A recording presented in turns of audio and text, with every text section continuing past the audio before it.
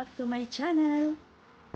Ngayon naman guys, ang gagawin kong recipe is gusto ko namang itry guys ang baked cheesy mussels. So parang masarap siya, nakagalarin ko naman hindi guys. So gusto ko siyang itry ngayon.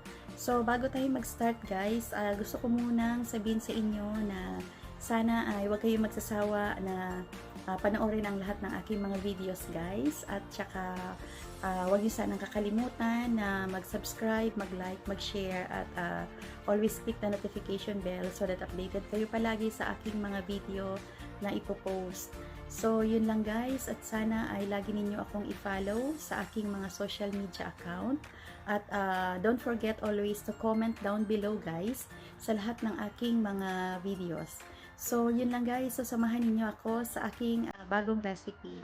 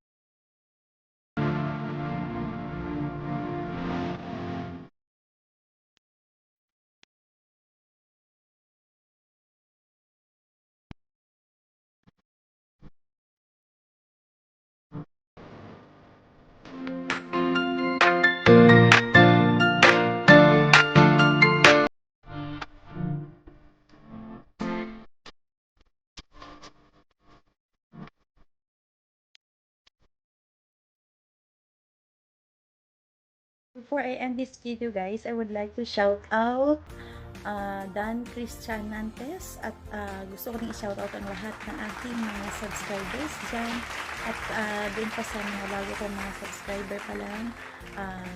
Shout out po sa inyong lahat, at sa lahat ng aking mga kaibigan dyan na walang sawang sumusuporta sa akin at tumatangkilik sa akin.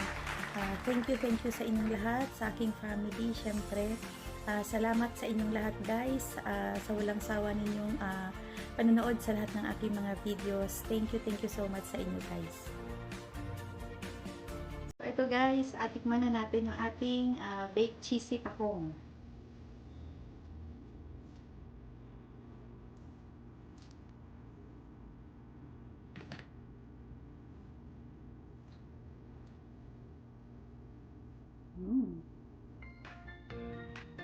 Sarap. Yan guys.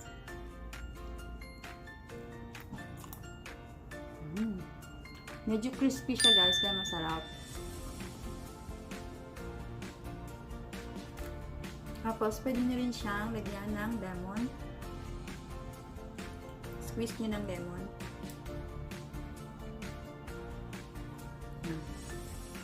So yun guys, so pwede nyo rin tikman ang mga recipe na to guys sa inyong bahay. Pwede nyo siyang i-try. So dito na guys, natatapos ang ating video for today. So thank you guys sa inyong time sa panonood sa ating bagong recipe. Sana ay nagustuhan ninyo, at please don't forget guys to like, share, and subscribe, and please always hit the notification bell so that updated kayo palagi sa aking mga videos. So thank you guys, and see you on my next video. Mag-ingat kayo palagi guys, and God bless you all.